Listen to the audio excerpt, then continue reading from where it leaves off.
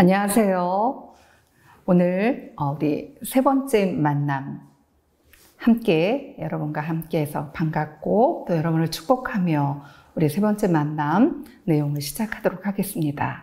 혹시 여러분들 우리 최성희 박사와 존 가트맨 박사가 쓰신 감정 코칭책 읽고 계실까요?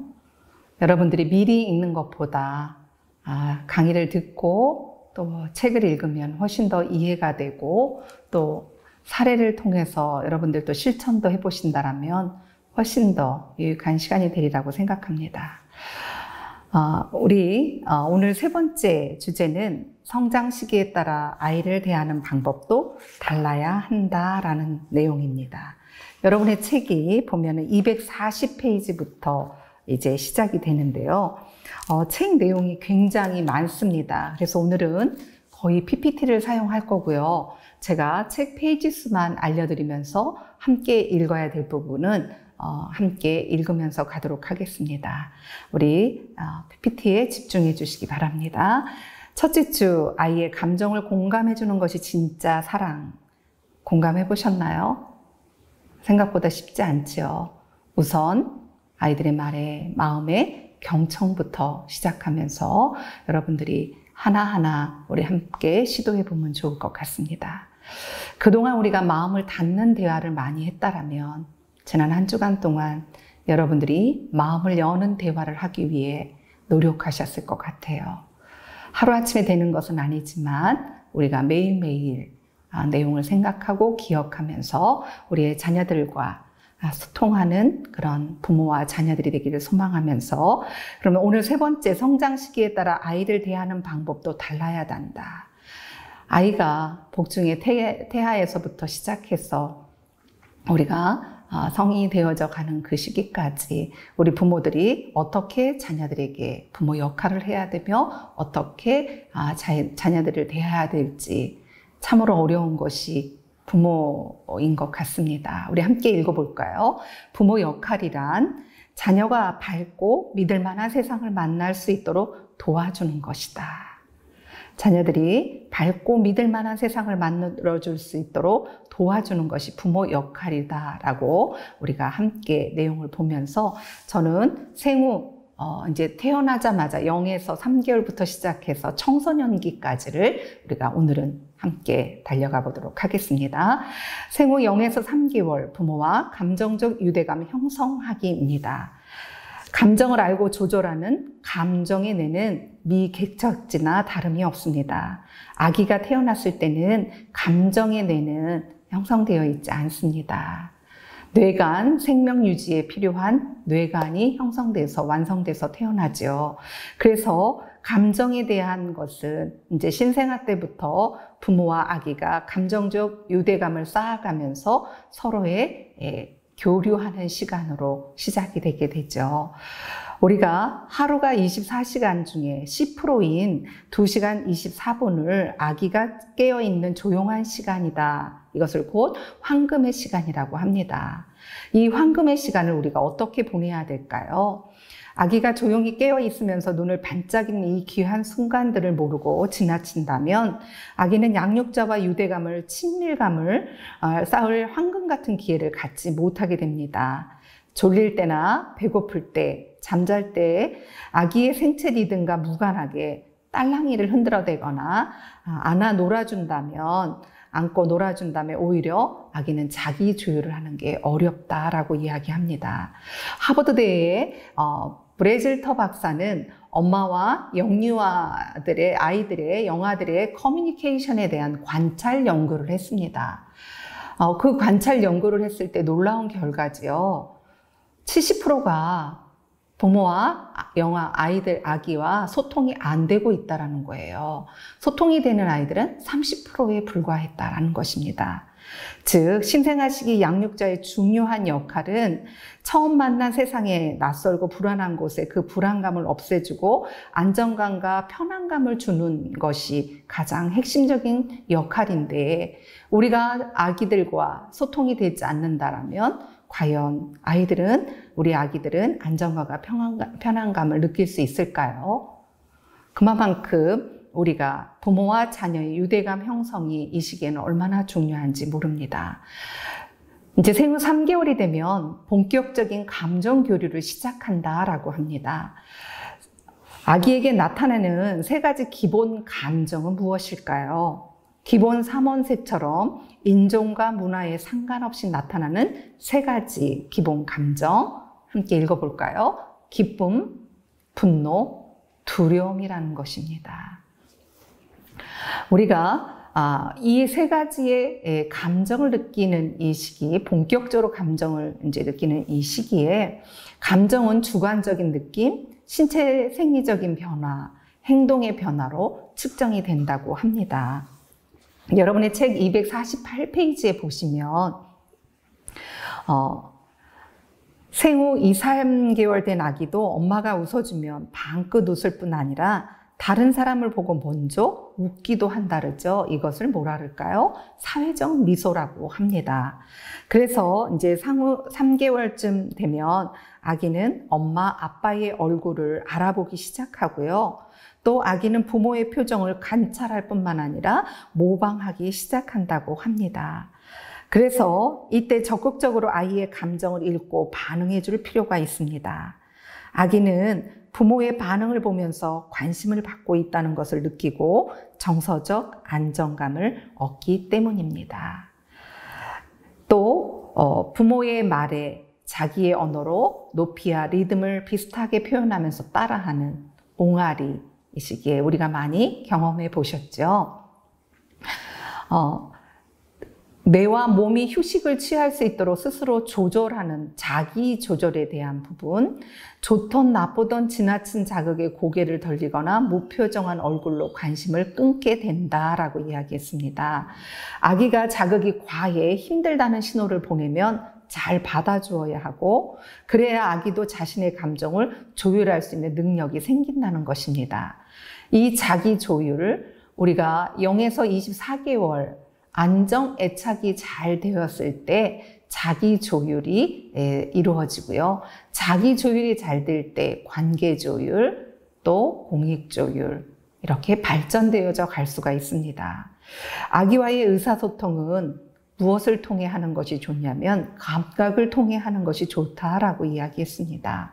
눈을 맞추고 아이의 표정을 읽어주는 것도 아이에게 안정감과 친밀감을 느끼게 해주는 좋은 방법이다라는 것입니다. 이 시기에 엄마와 아빠를 알아보는 이 시기에 눈을 맞춰주고 아이의 표정을 저와 여러분은 얼마나 읽어주었을까요? 우리 지금 이 시기에 아기를 양육하는 부모님들에게는 미리 예습 또는 교육이 될 수 있겠지만 이미 지나간 우리 부모님들은 다시 한번 우리가 돌아보는 시간이 되었으면 좋겠고요. 또 우리의 손주들, 다음 세대들을 이렇게 잘 양육하면 좋지 않을까라고 생각해 봅니다. 아기가 태어나 처음 감정 교류를 하는 대상은 대부분이 부모입니다. 부모의 감정 상태는 아기에게 많은 영향을 미친다라고 말씀하죠. 행복한 부모가 행복한 아기를 만든다. 우리 지난주에 배웠죠. 행복한 부모가 행복한 아기를 만든다라는 거예요. 그런데 아기가 태어나서 감정 교류를 하는 그 부모, 대상인 부모하고의 감정 교류가 충분하지 않다라면 아기에게 좋은 영향을 많이 끼칠 수 없다라는 것이죠. 생후 3개월 정도 아기가 슬픔을 나타낼 수 있는데 엄마가 아기와 놀아주다가 갑자기 중단하면 슬픈 표정을 보인다라고 책에 나와 있어요. 이만큼 아이들은 긍정적인 감정 교류가 구체적으로 시작되는 시기, 또 슬픔과 분노를 표출하는 이러한 시기입니다. 분노는 대략 생후 4개월에서 6개월인데요. 스턴버그나 캠퍼스 박사가 연구에 의하면 이 무렵 아기들은 먹을 것을 주었다가 빼앗았을 때도 분노를 나타낸다. 왜냐하면 목표감이 생겼기 때문이죠. 생후 6개월부터는 타인의 감정을 분별할 줄도 안다라고 했습니다. 행복하게 웃는 얼굴, 슬프거나 찡그린 얼굴, 이런 얼굴들을 분별할 수 있다라는 것입니다. 그래서 아기는 엄마와 감정적으로 매우 긴밀하게 연결되어 있고 엄마의 표정이나 음성 등에 즉각적으로 온몸과 마음을 다해 반응한다라고 했습니다. 여러분의 책 250페이지에서 251페이지에 보면 트로닉 박사의 실험에 대한 내용이 나와 있는데 여러분들이 이 내용은 함께 읽어보시면서 좀 더 이해를 가지셨으면 좋겠고요. 또 엄마의 우울증은 대물림을 한다라고 합니다. 하버드 대학의 아동발달센터의 연구에 의하면 엄마의 우울증은 아기에게 즉시 영향을 미치는 것은 물론 두뇌 회로 형성에도 관여해 아기가 자란 뒤에도 신체, 인지, 정서 발달에 영향을 미친다라고 했습니다. 아기를 낳고 나서 엄마들이 산후 우울증이 있는 분들이 간혹 이렇게 주변에서 보게 됩니다. 산후 우울증 초기에 엄마에게 상담, 부부교육 등을 연계하여 아기에게까지 피해가 가는 것을 예방하는 것이 무척 중요하지요. 엄마 우울함의 뇌파는 아기의 우울함 뇌파가 된다라는 연구 결과가 있습니다. 여러분들 주변에 산후 우울증 또는 본인이 이런 상황이 되어졌다라면 얼른 상담을 요청하시고 아기에게 더 이상 영향을 가지 않도록 우리 주변에 또 가족들도 함께 지원이 필요합니다. 이제 생후 6개월에서 8개월 이 시기에는 아기의 감정을 읽어주고 말해주기입니다. 이 시기를 대발견, 대탐험의 시기라고 불립니다. 새로운 감정을 알아가는 시기인데요. 어떤 감정일까요? 호기심, 기쁨, 욕구불만, 좌절감. 이러한 감정들을 새롭게 표현하는 방법도 터득해 간다라고 합니다. 부모의 말, 표정, 억양으로 부모의 감정을 인지할 수 있는 능력도 향상되며 이때부터 아기와 좀 더 다양한 방법으로 활발하게 감정 교류를 할 수 있습니다. 아기가 다양한 감정을 느끼고 표현할 수 있도록 돕는 것 역시 부모의 역할입니다. 이 시기에 만약에 부부가 아이 앞에서 말다툼을 하거나 또 큰 소리를 내거나 또는 언성을 높여서 서로 다툼을 갖는다라면 이 시기에 우리 아이들은 부모님의 말과 표정, 억양으로 부모의 감정을 인지할 수 있는 능력이 향상되는 시기이기 때문에 아이에게는 굉장한 큰 불안, 그 다음에 두려움, 이런 감정을 형성하는 데 지대한 영향을 줄 수밖에 없겠지요. 또 이 시기에는 낯가림의 시기입니다. 낯가림에 특히 영향을 주는 두 가지 요인이 있습니다. 익숙한 상황에서는 낯가림이 덜하고요. 낯선 이의 행동, 매우 두려워서 운다라는 것입니다. 그래서 낯가림이 심한 이 시기에 억지로 아이들을 분리하면서 불안해하게 만드는 것은 바람직하지 못하겠죠. 만약에 엄마와 분리해야 될 상황이 된다면 먼저 아기 엄마와 다정하게 이야기하다가 아기에게 장난감 등을 주며 부드럽게 다가가는 방법, 또 부모와의 분리에 민감한 시기이기 때문에 더욱더 아기와의 정서적인 교감에 신경을 써야 되는 시기라는 것 꼭 기억하시기 바랍니다. 우리가 이 영아기의 가장 중요한 핵심 특성은 안정애착입니다. 6개월에서 24개월 안정애착이 형성되는 아주 중요한 시기이며 이 시기의 안정애착은 평생에 영향을 준다라고 이야기합니다. 제가 굉장히 많은 부모 교육, 또 가정사역을 통해서 많은 교육을 통해서 이 애착에 대한 이야기는 굉장히 많이 언급을 했습니다. 그만큼 중요하기 때문이죠. 최소한 한 명의 주 양육자가 충분한 시간을 아기와 함께 보내면서 안정적으로 애착 형성하는 것을 말하는 것인데, 우리가 이 애착 형성 시기에 양육자가 계속 바뀐다면 아이들은 불안정 애착이 형성될 수밖에 없고요. 애착에 대한 연구는 굉장히 많이 있습니다. 성인기 또 대물림이 될 수 있다. 또 이 애착이 성인이 되었을 때 신앙 애착과도 연결된다라는 많은 연구들이 되어 있습니다. 혹여나 여러분들이 양육하시면서 양육자가 바뀌어야 한다면, 직장 생활로 인해서 양육자가 바뀌어야 한다면 생후 5개월 이전이나 24개월 이후에 할 것을 권합니다. 이 시기에 안정애착 정말 중요하고, 여러분들이 아기와의 안정애착이 평생에 영향을 준다는 거 꼭 기억하셨으면 좋겠습니다.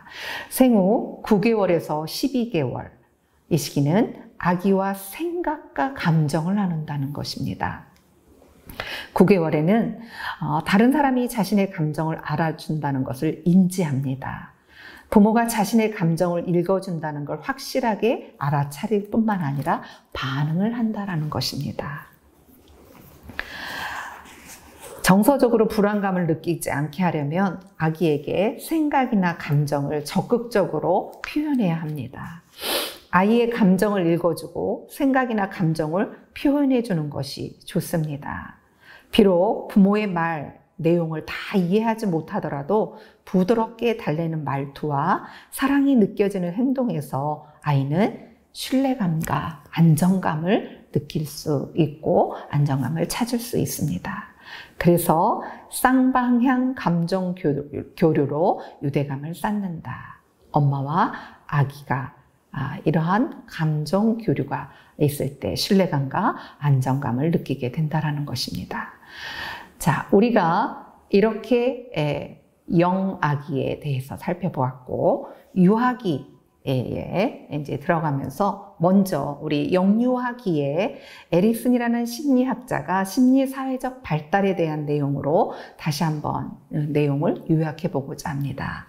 변화하는 욕구를 충족시키고자 환경과 접촉하는 과정에 아동의 자아 양식이 경험하는 위기와 극복 과정을 성격 발달의 주요 원인이라고 합니다. 특별히 0에서 18개월에서는 아기에게 신뢰성 대 불신감이 형성되는 시기입니다. 즉, 빨고자 하는 자아 양식을 갖는 이 시기에 욕구가 충족되는 긍정적 경험과 좌절되는 부정적 경험, 양가 경험을 하게 되는데요. 부모로부터 적절한 보살핌을 받아 기본적인 욕구가 충족된 아기는 자신과 주변에 대해 신뢰성을 형성하고, 반대로 욕구 좌절로 인한 부정적 경험이 많은 아기는 근원적인 불신감을 갖게 된다는 것입니다. 이 시기에 형성된 기본적인 신뢰성이냐 불신감이냐 어떤 것은 일생을 통해 지속되며 다음 단계의 성격 발달에 직접적인 영향을 미치게 된다는 것입니다. 두 번째, 우리가 18개월에서 36개월, 이 시기는 항문기라고 이야기하죠. 자율성 대 수치감, 신체적 생리적 성숙에 의해 최초로 대소변 가리기와 같은 자기 통제가 가능하게 되는 시기입니다. 성공과 실패의 양극적 위기를 극복함으로써 유아는 자기 통제의 기본적인 자신감을 갖게 되어 자율성이 형성된다라고 이야기합니다. 그런데 과도한 외부의 통제로 인해 위기의 극복이 실패할 때 유아는 통제 능력을 상실함으로써 자신의 대한 수치와 후회에 빠지게 된다. 그래서 이 시기에 자율성 대 수치감 간의 위기의 극복 양상은 일생 동안 지속되는 자기 통제력의 기초가 된다라고 합니다. 자, 계속 일생 동안에 영향을 준다라는 거. 그래서 우리는 어느 시기부터 우리가 아니라 정말 영아기 때부터 우리가 부모가 아이와 아기와 함께 정서적인 유대감 또 발달 시기에 따라서 우리가 부모가 어떤 역할을 해줘야 되는 것이 중요한 것인지 우리는 다시 한번 구체적으로 생각해보고 다시 한번 기억 정리를 해보셨으면 좋겠습니다. 3세에서 6세 우리 유아기 이 시기에는 주도성 대 죄의식이 형성되는 시기입니다. 자신의 활동을 계획하고 목표를 세우며 이를 달성하고자 노력합니다. 이 시기에는 또래 집단과 놀이 활동에 참여하면서 주도성에 의한 자기 주장이 나타나고 경쟁에 몰입하면서 이러한 과정 속에서 때로는 좌절감을 경험하기도 합니다. 최초로 사크는 자기 주도적 활동이 적절한 비율로 성공하게 되면 유아는 주도성을 확립하게 되지만 실패의 경험이 많을 경우 유아의 주도성은 위축되고 자기 주장에 의해 죄의식을 갖게 된다라는 것입니다. 이렇게 아기가 영유아기의 아이들의 감정이 어떻게 형성되어지는 이 과정, 또 부모의 역할이 어떠냐에 따라서 어떤 감정이 형성되느냐, 우리가 이 감정적 유대감에 대한 부분, 이 내용으로 다시 한번 정리하면서 여러분들 책을 읽으시면서 다시 한번 내용을 머릿속에 정리하시면서 우리의 자녀들을 양육해 보시기 바랍니다. 이제 유아기의 핵심적인 내용을 몇 가지만 살펴보도록 하겠습니다. 유아기는 감정 표현에 서툰 유아, 알아주지 않으면 더 엇나간다. 여러분의 책 265페이지에서 268페이지에 보시면 유아기의 특징이 설명되어 있습니다. 이 시기에는 원초적인 독점력이 있어요. 이건 많이 이해하셔야 돼요. 이 시기에 주로 많이 하는 말 뭘까요? 내 거야. 그래서 저는 우리 손녀들 둘 키우면서 우리 딸한테, 사위한테 뭐라 그랬냐면 내 거야 시기가 왔다. 근데 지금 두 번째 손녀가, 둘째 손녀가 딱 이 시기예요. 언니 것도 내 거, 내 거도 내 거, 한번 내가 갖고 싶은 건 영원히 내 거. 정말 딱 이 시기예요. 그래서 유아기의 이 아이는 독점력이 강한데 이 시기의 아이들의 세 가지 법칙이 있습니다. 뭐라고요? 함께 읽어볼까요? 내가 본 것은 내 것이다. 내 것이라도 내가 원하면 내 것이다. 한 번 내 것은 영원히 내 것이다. 그래서 여러분 이 시기에 많이 힘드시지 않으셨나요? 그리고 지금 이 시기를 겪고 계시는 분들 많이 힘드시죠? 그러나 이건 정상 발달이에요. 이 시기에는 남눈과 양보가 이해하기 어려운 개념입니다. 그렇지만 이 부분을 해결하기 위해서 우리가 아이와 함께 순서를 번갈아가며 장난감을 가지고 노는 방법을 가르쳐 줄 수는 있어요. 이러면서 독점력에 대한 이해는 안 되지만 서서히 나눔을 통해서 내 것이 모든 것이 다 내 것, 영원히 내 것이 아니라 서로 함께 해야 된다라는 것을 배우게 된다라는 것입니다. 이 시기에 또 하나 세 번째 중요한 내용이 있습니다. 부모가 감정을 표현하고 조절하는 모범을 보인다.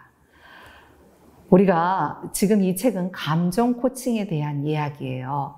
그리고 여러분들이 자녀들을 가장 건강하게 양육하는 방법, 감정 코칭을 해야 되는 것이죠. 감정 코칭형 부모가 되기 위해서 우리가 이렇게 함께 공부를 하고 있는데 감정 코칭보다 먼저 부모가 자기 감정을 이해하고 조절할 수 있어야 한다고 강조하는 부분입니다. 부모라면 누구나 어느 날 아기가 부모의 말과 행동을 그대로 따라해서 깜짝 놀랄 경험들이 많이 있으셨을 것입니다.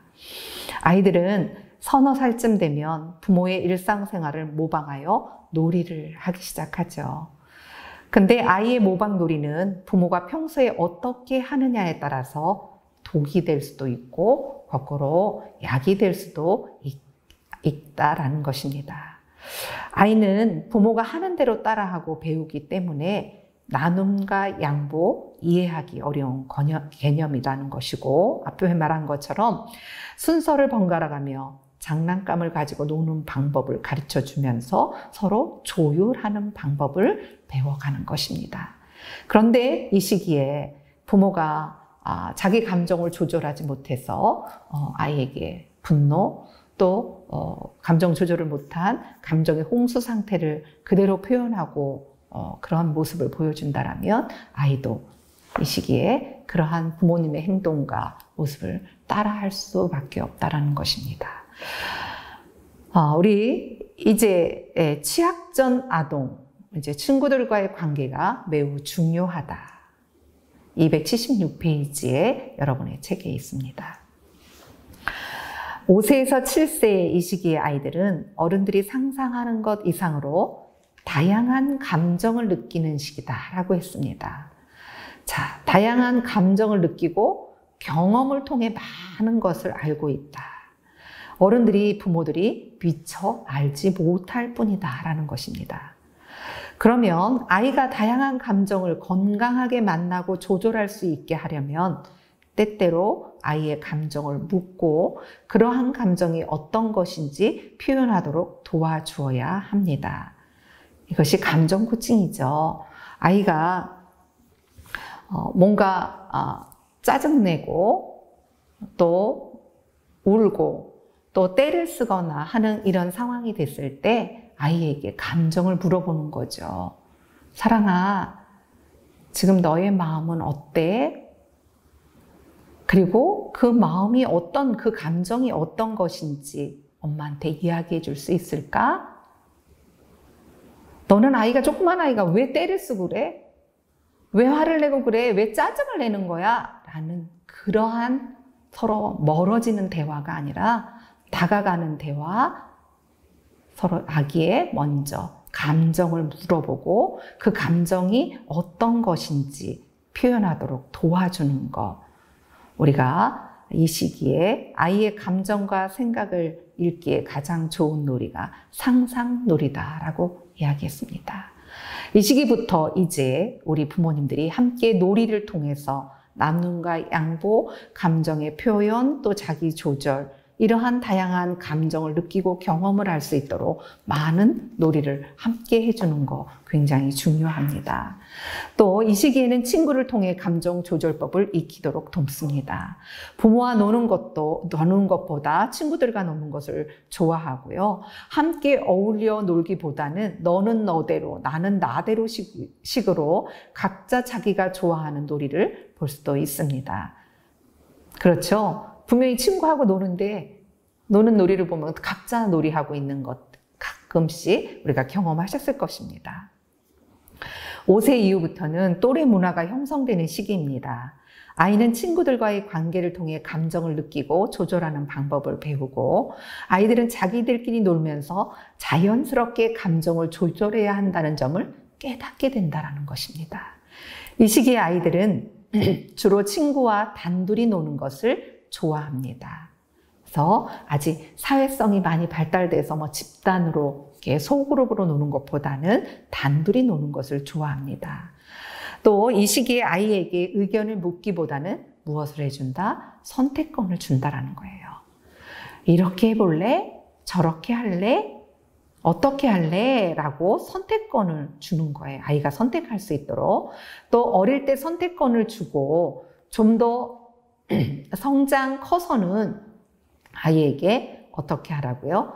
스스로, 아이가 좀 더 커서는 스스로 생각하고 그 다음에 해결책을 제시할 수 있을 때 아이에게 의견을 묻도록 하는 것입니다. 자, 아이에게 의견을 묻기보다는 선택권을 준다라는 거 기억해 주시기 바랍니다. 아이들의 원초적인 두려움을 이해하라. 다양한 감정을 경험하는 시기라 그랬죠. 이 시기에 특별히 아이들이 어떤 감정, 두려움을 많이 느끼면서 무서워하는 시기예요. 그래서 이 시기에 아이들이 느끼는 원초적인 두려움을 이해하지 못하고 쓸데없는 걱정을 한다, 또는 별것 아닌 걸로 무서워한다 라고 핀잔을 주면 안 된다는 것입니다. 이 시기에는 뭐라고요? 원초적인 감정, 두려움이 있다는 것입니다. 그래서 아이의 감정을 잘 읽어주고 그렇지 않다는 점도 잘 설명해 주어야 아이가 정서적인 안정감을 찾을 수 있다는 것입니다. 그러면 이 시기에 아이들이 많이 느끼는 원초적인 두려움이 뭐가 있을까요? 저는 여러분들과 6가지로 살펴보도록 하겠습니다. 버려질지도 모른다는 두려움. 우리 아이들에게 이런 말 혹시 쓰셨나요? 너 그러면 갖다 버릴 거야? 정말 위험천만한 발언. 정말 금해야 될 말이죠. 부모인 우리는 언제나 내 곁에서 너를 돌봐줄 거야 라는 믿음을 확실하게 주어야 한다는 것입니다. 두 번째, 잘하지 못할 것 같은 두려움. 또래들과 어울리면서 아이는 다른 아이와 자신을 비교합니다. 부모가 다른 아이와 비교하며 잘하네 못하네 하지 않더라도 부모들은 은연중에 아이에게 우리 사랑이가 최고로 잘한다 라는 말을 많이 하는데, 이런 말을 듣는다면 아이는 남보다 잘해야 한다고 부담을 갖게 된다는 것입니다. 버려질지도 모른다는 두려움, 잘하지 못할 것 같은 두려움. 세 번째, 어둠에 대한 두려움입니다. 이 시기의 아이들은 유독 어두운 것을 싫어하죠. 그래서 밤에 잠을 잘 때 불을 끄면 싫어하는 아이입니다. 부모들이 아이의 담력을 키워주겠다고 일부러 더 어두운 곳에서 아이를 두는 경우도 있는데, 이렇게 한다라면 아이에게 공포감만 더 크게 심어줄 뿐입니다. 이 시기에 원초적인 감정, 두려움 꼭 이해하셔야 되겠죠. 부모가 싸우는 것에 대한 두려움. 여러분의 책 140에서 146페이지, 우리 지난주에 강의, 부부싸움에 대한 강의 내용 기억하시면 좋을 것 같아요. 부모가 싸우는 모습은 그 자체로 아이에겐 공포라는 것. 혹시 부모가 헤어질지도 모른다고 생각하고, 혹시 부모가 이혼할 수 있지 않을까? 그러면 나는 버려질 수도 있다고 생각하는 것이죠. 부부싸움에 또한 원인이 자기에게 있다라고 생각한다라 그랬죠. 꼭 서로 화해하는 모습을 보이든지 노력하면 곧 그렇게 될 것이라고 말해주는 것. 이 시기에 화해의 모습 보여주거나 또 그런 말을 해주는 것, 아이들에게 두려움에 대해서 해결할 수 있는 방법이 될 수 있습니다. 다섯 번째, 악몽에 대한 두려움. 이 시기에 아이들이 꿈을 많이 꾸면서 자다가 많이 일어나잖아요. 현실과 꿈은 다르다는 점을 알려주고 아이가 진정될 때까지 충분히 달래주는 것이 필요합니다. 근데 이 시기에 이 원초적인 감정을 이해하지 못하고 부모가 너는 그깟 꿈 좀 꿨다고 뭐가 무서워? 남자아이가 이렇게 무서워하면 되겠니? 라는 식으로 다그치면서 아이는 꿈을 꿀까봐 더 이제 불안해질 수밖에 없겠지요. 그래서 아이는 엄마가 부모님이 이런 말을 했다라면 그 말 때문에 더 불안해서 더 꿈을 많이 꾸고 더 두려움에 빠져들게 될 수밖에 없다라는 것입니다. 마지막 우리가 6번째 두려움은 죽음에 대한 두려움입니다. 죽음의 의미는 정확하게 모르지만 막연하게나마 죽음은 무서운 것, 슬픈 것이라는 인식을 하게 되고요. 이럴 때 죽음에 대해 잘 설명하고 안심시키는 것이 중요합니다. 그런데 죽음에 대한 왜곡, 이때 많이 형성되는 것 같아요. 걱정 마, 안 죽어라고 무조건 안심시키는 말, 이것은 아이들에게 죽음에 대한 왜곡을 가져다 줄 수밖에 없습니다. 누구나 죽을 수 있다. 특별히 우리 믿음의 엄마인 우리들은, 부모인 우리들은 어떻게 해야 될까요? 천국에 대한 소망, 믿음으로 설명하는 것 필요하겠지요. 그러면서 죽음에 대한 두려움을 해결해 줘야 됩니다. 이제 초등학생인 우리 아이에게 모멸감과 수치심은 금물이다. 이제 초등학교 1, 2학년, 3, 4학년, 5, 6학년의 여정을 보도록 하겠고, 여러분의 책은 290페이지에 나와 있습니다. 자, 아까 설명드렸던 우리 영유아기의 에릭슨의 심리사회적 발달처럼 설명한 것처럼 6세에서 11세, 만 12세까지 아동기에는 근면성 대 열등감이 형성되는 시기입니다. 이 시기는 아동기 자아 성장의 결정적인 단계이고요. 학교에서 부과하는 여러 과제들에 꾸준히 주의를 기울이고 성실히 작업에 임하는 과정에서 근면성을 획득하게 되며, 이러한 근면성에 의해 전 생애의 중요성을 갖는 과업, 성실성을 갖게 된다. 이 시기의 아동들이 학교나 가정에서 자신에게 주어진 일에 적절한 성취를 느끼지 못하면 어떻게 될까요? 열등감에 빠져들게 된다는 것입니다. 그래서 이 시기에 우리 초등학교 시기에는 우리 아이들을 격려하고 재능을 발견하고 북돋아주는 교사나 부모의 태도가 매우 중요하다라고 생각합니다. 자, 이러한 내용을 갖고 우리 살펴보도록 하겠습니다. 초등학생들은 다른 사람에게 어떻게 보여지는지를 중요하게 생각합니다. 특히 친구들 사이에서 놀림감이 되는 일을 싫어하면서도 한편으로는 친구들을 놀리는 이중적인 모습을 보이기도 하죠. 초등학교 1, 2학년과 5, 6학년은 이성적, 정서적인 면에서 큰 차이가 있습니다. 그러므로 시기에 따라 적절한 감정 코칭을 해주면 질풍노도의 사춘기 때 일어날 수 있는 문제들을 예방할 수 있습니다. 그러면 초등학교 1, 2학년 어떤 것을 해야 될까요? 칭찬과 격려를 아끼지 않는다. 본격적으로 사회성이 발달하는 시기입니다. 경쟁심, 자기주장이 강하고 협동하는 모습은 약합니다. 친구들 사이에 감정적 충돌이 많이 일어나고 잘 놀다가도 삐지고 토라지고 화를 내죠. 이러한 사회성이 발달하는 시기, 칭찬과 격려, 또한 다른 사람에게 인정받고 싶어하는 마음도 상대적으로 굉장히 크다라는 것입니다.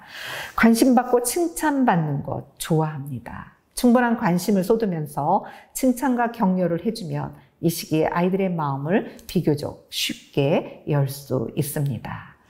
감정 코칭 우리 초등학교 1학년의 사례가 있는데 여러분의 책 292페이지와 293페이지에 명빈이와 엄마가 이 시기에 특별히 칭찬과 격려, 인정받고 싶어하는 마음에 대한 감정 코칭의 사례입니다. 이 부분 여러분이 책으로 꼭 한번 읽어보시고요. 3, 4학년 옳고 그름을 스스로 생각해 보도록 돕기. 왕성한 활동력을 자랑합니다. 늘 바쁘게 움직이고 부산하고 호기심이 많은 시기예요. 사람에 대한 관심이 많아 사람마다 다르다는 점을 알게 되는 것도 이 무렵이고 그렇지만 남들과 다르다는 것 때문에 고민하기도 한다라죠. 신체 발달이 빠른 아이들은 성숙한 자신을 부끄러워하기도 합니다. 부모들은 그런 고민을 하면 충분히 감정을 읽어주고 신체 발달에 개인차가 있음을 설명해 주는 것 꼭 필요합니다. 초등학교 3, 4학년에 친구들과의 관계를 중요하게 생각하는 시기인 만큼 따돌림을 하거나 친구들로부터 놀림을 당하면 아주 깊은 상처를 받습니다. 또 교사나 부모에게 꾸지람을 듣거나 비난을 당하는 것도 굉장히 싫어하며 아이들 사이의 규칙과 충돌할 경우 갈등하기도 합니다. 자, 초등학교 1, 2학년, 3, 4학년, 5, 6학년 이 시기마다 우리가 어떤 아이들에게 이 시기의 아이들이 어떤 상처를 받게 되고 또 어떻게 우리가 대처를 해야 되고 어떤 감정을 읽어줘야 되는지 여러분들이 조금 세밀하게 기억하면서 함께 갔으면 좋겠습니다. 또한 옳고 그름에 강한 반응을 보이며 스스로 계획을 세울 수 있고 자기 의지로 결정을 하고 싶어 합니다. 그래서 결정권을 주는 것, 부모의 생각보다 아이의 의견을 존중해 주어야 하며 충분한 대화를 통해 스스로 옳고 그른 것을 판단하고 결정할 수 있도록 돕는 것이 최선이다라는 것입니다. 이 시기에 친구로부터 놀림을 당하거나 그러면 모멸감과 수치감을 느끼는 시기인데 여기 사례가 하나 있습니다. 민호의 한 사례인데 제가 이 사례를 다 하면 여러분에게 짧은 시간 동안 많은 내용을 하기가 어렵기 때문에 우리 민호의 사례 또한 여러분의 책을 통해서 감정 코칭 사례를 쭉 읽어보시면서 여러분들이 여러분의 자녀가 이런 상황이 되어졌을 때 우리가 감정 코칭하는 법 이렇게 실습으로 한번 여러분들이 해보셨으면 좋겠고요. 이 사례들을 좀 잘 기억하시면서 우리가 여러분의 자녀들에게 적용해 보셨으면 좋겠습니다. 이제 초등학교의 마지막 5, 6학년 불안정한 감정 따뜻하게 끌어안기. 요새는 5, 6학년 되면 벌써 반항기가 시작되고 사춘기가 시작되었다고 라고 이야기하는데 어른들의 말을 따르기보다는 자기 방식대로 하고 싶어 하고요. 독립을 꿈꾸지만 동시에 어른들의 관심과 지지를 기대하는 이중성을 보입니다. 또한 호르몬과 신경 전달 물질의 변화로 감정 기복이 크고 감정 조절을 잘 못하지요. 무엇보다 또래 문화는 좀 더 집단적인 형태를 띱니다. 사춘기 때의 특성이 이때부터 나타나기도 하므로 더욱더 감정을 읽어주고 결과보다 과정을 중요시 여기는 그러한 관심이 필요합니다. 이제 우리가 사춘기, 공감 또 공감이 필요하다. 질풍노도의 사춘기. 우리 이 내용은 조금 함께 보도록 하겠습니다. 우리 307페이지에 청소년의 알 수 없는 행동, 뇌 때문이다.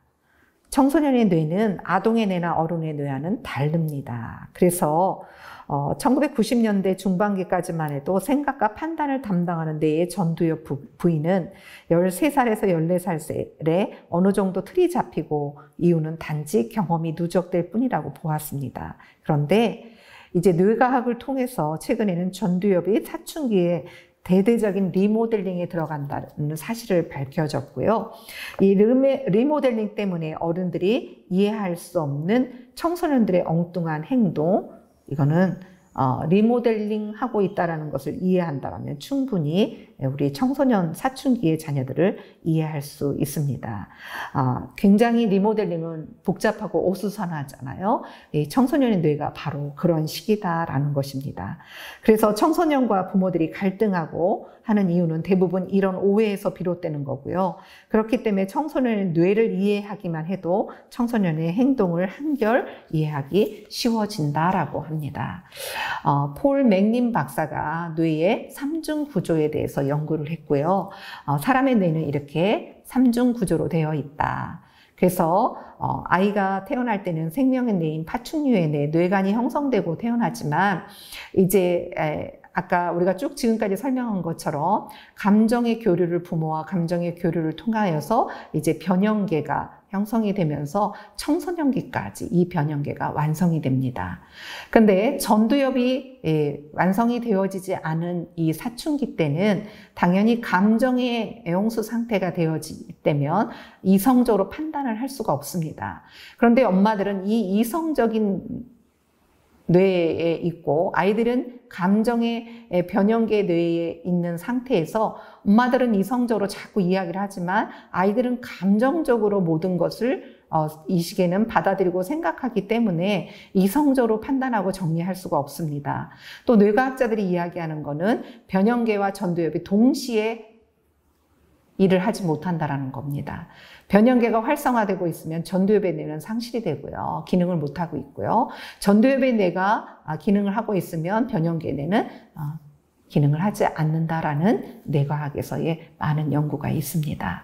이렇게 전두엽은 초등학교 4, 5학년 때쯤 완성이 되어서 학습적인 기능을 감당하지만 5, 6학년 늦어도 중학교 1, 2학년 때에 사춘기에 접어들면서 전두엽의 뇌가 대대적인 리모델링에 들어가기 때문에 우리는 이 이해가 굉장히 중요하게 필요합니다. 자, 아까 보여드린 것처럼 뇌 발달 단계는 뇌관에서 변형계에서 전두엽으로 발달하고 있습니다. 그래서 사춘기는 이 변형계가 왕성하게 활성화되는 이 시기에 갓난아이 때와 같이 뇌세포의 연결망이 과잉 생산되고 회질은 1년 사이에 2배로 증가하면서 시냅스가 너무 많아서 다면적 사고를 하지 못해요. 그래서 어떨 때 보면 유치원생 동생보다 더 못하고 아이가 좀 퇴행되는 거 아닌가라는 생각을 하고 그런 이야기를 한 적이 있으셨을 것입니다. 또한 이 시기에는 감정과 스트레스를 보면 사춘기에는 세로토닌이라는 감정 조절하는 이 호르몬이 이유는 정확하게 알지 못하지만 40% 감소돼서 생성이 된다라고 합니다. 그래서 감정 조절에 어려움이 있고요. 또 스트레스를 더 흡수하기 힘든 상태이기 때문에 추가 스트레스를 받으면 쉽게 문제 행동으로 이어지고 분노와 혐오감 같이 부정적 감정이 유발되는 경우 스트레스 호르몬이 생성되어서 장기적으로 이것이 지속되면 몸에 해롭지만 기쁨과 몰입 등 몰입 등 긍정적 감정이 유발하는 경우에는 활력 호르몬이 또 생성되어 몸에 또 이로움을 주기도 한다라는 것입니다. 부정적 감정이 유발되느냐, 긍정적 감정이 유발되느냐. 우리 이 시기에는 스트레스 호르몬으로 인해서 부정적 감정의 홍수 상태를 맞이할 때가 더 많지요. 그런데 이러한 스트레스 호르몬이 왕성한 이 시기에 엄마들이 공부하고 뭐고 다 집어치워라. 그것밖에 못하니? 아휴, 머리 좀 써라. 꼬라지 하고는 내가 정신 있는 놈이니? 멍청하긴 앞길이 훤해. 어쭈? 이게 다 무슨 말이에요? 비난, 경멸. 서로 독이 되는 대화를, 이런 말을 한다라면 이 시기의 아이들은 아, 짜증나. 도대체 말이 안 통해. 엄마 아빠하고는 소통이 안 돼. 이야기할 수가 없어. 모든 것이 단절되어지게 되죠. 어른이 아이들에게 이럴 때에서 우리는 이성의 뇌로 자꾸 야단치고 큰 소리로 야단친다면 아이들은 정말 감정의 홍수 상태가 되죠. 감정의 홍수 상태가 되면 신체적으로 어떻게 되죠? 심장 맥박이 막 뛰면서 심장, 혈당, 혈압이 올라가면서 스트레스 호르몬이 막 분비되기 때문에 아이들이 인간이 아니라 파충류의 뇌가 된다라고 이야기합니다. 그래서 이 감정의 홍수 상태에 되어졌을 때 우리가 아이들에게 이 상황이 되어졌을 때 우리는 아이들의 감정을 읽어주고 공감해주고 서로 다가가는 대화로 함께 해주는 것, 정말 이 시기에 더 많이 필요하다라고 볼 수 있습니다. 여러분의 책 318페이지에 보시면 여러 가지 사춘기에 대한 이해가 있지만 특별히 318페이지에 보면은 이 시기에 사춘기에 이 시기에는 매니저가 아닌 컨설턴트 역할을 해야 된다라고 이야기합니다. 뇌가 리모델링 되는 시기다라고 말씀을 드렸죠. 뇌가 리모델링 되는 이유는요. 그동안은 부모님과 함께 생활하면서 20평의 집 구조 안에서 아파트에서 살았다면 이제 사춘기가 접어들면서 내가 리모델링 되면서 이제 전두엽이 대대적인 리모델링을 하면서 나는 내 인생을 이제는 20평의 아파트에서 40평, 60평, 80평, 100평의 아파트로 내가 확장해 나갈 거야. 그래서 이 시기에는 자기의 뇌를 확장하는 거예요. 그래서 인생의 대본을 쓰는 시기다라고, 인생의 대본이 형성되는 시기다라고 합니다. 그래서 여기 열거되어진 이런 것들이 형성되는 이 시기에 그러면 긍정적인 인생 대본은 무엇일까요? 어떤 대본을 우리 부모들은 넣어줘야 될까요? 넌 성공할 거야. 엄마는 우리 아들을 믿어. 엄마는 우리 딸을 믿는다. 이렇게 인생의 대본을 만들어가는 중요한 시기에 우리는 아이들에게 인생의 대본에 중요한 대사를 넣어주는 역할을 해줄 수 있는 부모가 될 때 우리 아이들의 사춘기는 기간이 짧아질 수 있고요. 여전히 감정의 홍수 상태가 될 수 있도록 스트레스를 계속 주는 부모의 역할을 지속적으로 하신다면 우리는 어떻게 될까? 우리 아이들은 사춘기가 점점점 길어지게 되겠지요. 이 시기에 가장 중요한 것, 우리의 소통이 잘 안 되는 이 시기지만 여러분의 책 319페이지에서 321페이지에 이 시기에 아이들을 존중해주고 또 아이들과 함께 하기 위해서 어떻게 하는 것이 좋으냐, 내면의 세계를 알 수 있는 대화법을 나누다라고 이야기했습니다. 그러면서 여기에 내면의 세계를 알 수 있는 대화법에 대한 사례를 설명해 놓았습니다. 한번 이 사례를 가지고 우리 자녀들과 한 주간 동안 사춘기 자녀 또 초등학교 고학년부터 우리의 자녀들과 이 대화법으로 함께 대화를 해보시면 어떨까요? 우리가 지금 짧은 시간이지만 영아기부터 시작해서 사춘기까지의 우리의 자녀들의 발달 단계를 살펴보았습니다.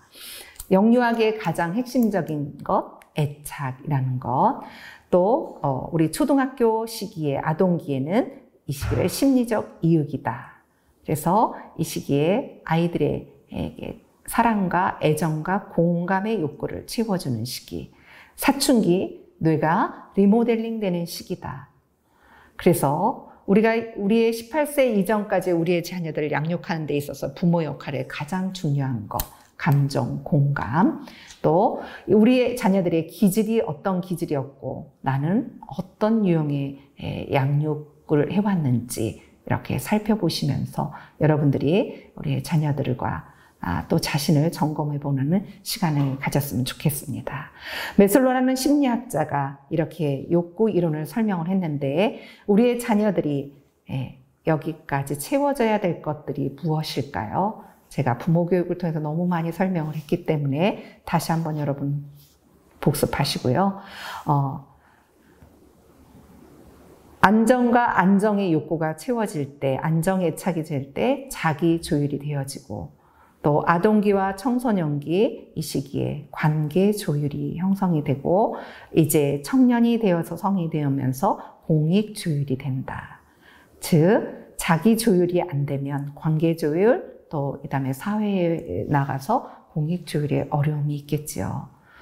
우리가 무심코 우리 아이들을 양육하고 또 교육받지 못하고 실수로 했던 그런 모든 것들이 평생의 영향을 준다는 거 기억하시면서 우리 자녀들의 성장 시기에 따라서 내가 우리 아이들을 어떻게 대했는지 여러분들이 책을 통해서 다시 한번 점검해 보시면서 다음 주 4번째 만남을 갖도록 하겠습니다. 4번째 만남은 우리가 5가지 사랑의 언어라는 책을 가지고 함께 보도록 하겠고요. 여러분들이 5월 달에 나눠준 회복된 가정, 온전한 교회라는 이 소책자 안에 부부의 사랑의 언어, 자녀들의 사랑의 언어를 체크해 보는 것이 있습니다. 혹시 못하셨다면 한번 해보시고 이것을 하셔야지만 다음 주에 우리가 마무리 정리가 될 수 있을 것 같습니다. 당신의 사랑 소통되게 하라로 마무리를 하려고 합니다. 1주, 2주, 3주 동안의 모든 여정, 우리 내 아이를 위한 감정 코칭 책 다시 한번 읽어보시면서 정리해보는 그러한 시간 갖기를 바랍니다. 여러분은 충분히 훌륭한 부모가 될 수 있습니다. 왜냐하면 교육을 받고 또 많은 책을 보고 또 많은 교육을 받았기 때문입니다. 충분히 잘 해낼 수 있습니다. 한 주간 행복한 여정 만들어 가시길 기대하며 기도하겠습니다. 감사합니다.